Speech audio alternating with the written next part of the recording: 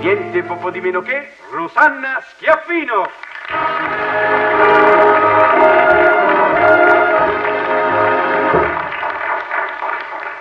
Buonasera. Buonasera a lei, come sta? Sta bene? Bene, grazie. Siamo felicissimi di averla qua al musichiere.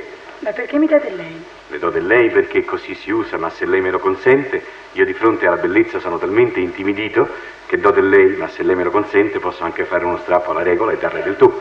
Bene, io preferisco. Grazie, molto gentile. Sì, lo so che lei mi vorrebbe dire che è stata a girare un film in Jugoslavia, vero? L'abbiamo vista? Sì, l'abbiamo vista che scendeva dall'aereo e che si precipitava incontro a sua madre abbracciandola. Su tutti i documentari italiani sta. Poi ci vorrebbe anche dire che è il primo film che lei faceva con gli americani. Sì, appunto. E ci voleva anche dire che in questo film era regista William Dieterle, il quale per l'occasione ha fatto anche una parte come attore. È vero che era questo che voleva? No, io non volevo dire niente di tutto questo, niente di ciò che riguarda la mia carriera. Che voleva Io dire? volevo dire soltanto Sì? una cosa che riguarda tutti voi del musichiere. Va bene, perché non me l'ha detto prima? Perché non mi ha interrotto? Io ci ho provato. Ma sa, poi quando parla una persona anziana, allora è educazione non interromperla. 'Ndranghete.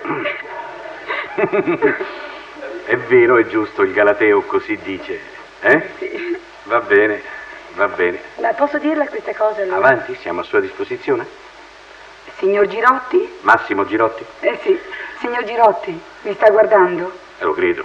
Allora senta una cosa.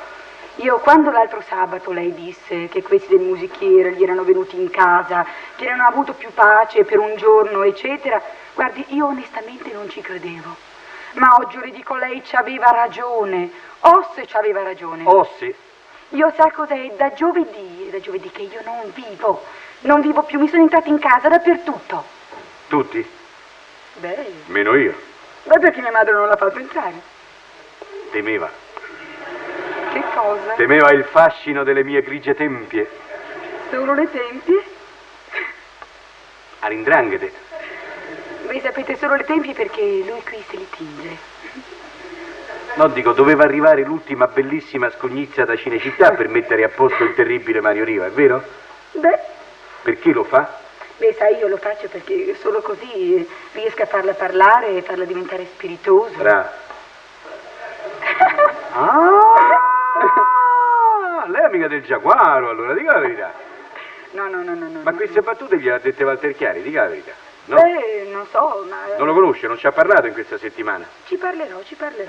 Ma qua non viene più però, Non viene più. No, adesso andrà a canzonissima. Parleremo un altro collega Guardi, che viene qua. non mi arrabbio tanto perché di fronte a una bella ragazza come lei sono disposto anche a subire.